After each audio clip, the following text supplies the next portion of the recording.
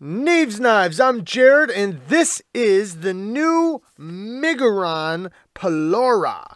So the new Pelora is a new budget knife from Miguron, and I gotta say, they knocked it out of the park. They really did. I know it's basic looking. Trust me, I know. It's simple, basic looking, but they did almost everything correct.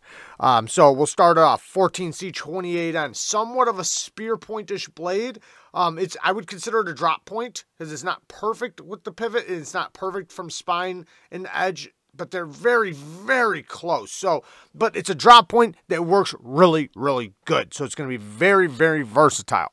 14C28N, fantastic steel, and it's a steel that's easy for companies to heat treat, so that's a plus.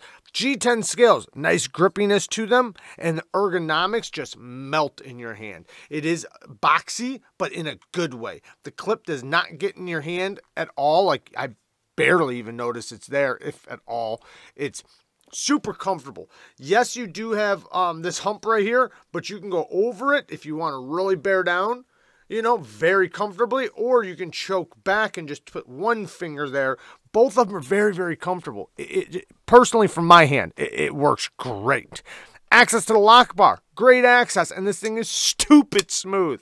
The thumb studs are very, very grippy, so the action works great. Reverse flick or thumb flick, it's fidgety. For a thumb stud knife, this is very fidgety, and it has a cool sound.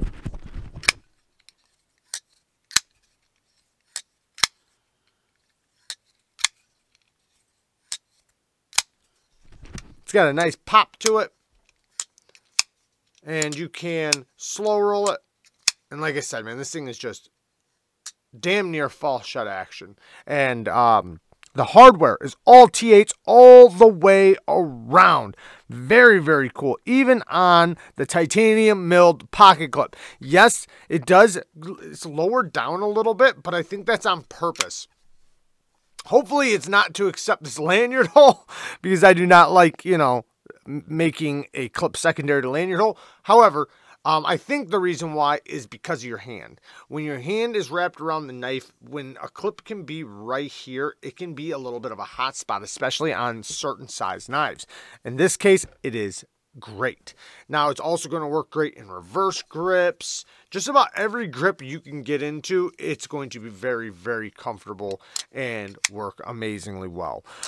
It does have a lot of milling on the inside, so the weight relieving is great. It's not a light knife. It's not a heavy knife. It's just fine. But, you know, it's simple, and that's what's cool about it. It's simple, but everything's done well. Now, even the sharpening tool, let's talk about that. Now, I will say, this is the one thing that I could say they might have been able to do a little bit better, but for the most part, it's just fine. The plunge grind starts here, it ends about right there. They still gave you plenty of life to sharpen off, relatively thin behind the edge. The blade stock thickness is, you know, a happy medium, so it's not too thick, not too thin. Does have really good geometry, great taper down to the edge, so it passes through materials really, really well. I have already used it. I've been cutting with it. You can probably tell a little bit. But yeah, I've been using it, and yeah, it passes through materials super good. It has a satin finish on the spine that runs, you know, back and forth, but then a stone wash on the flat grind. So very cool. You know, it just kind of adds a little bit of character to it.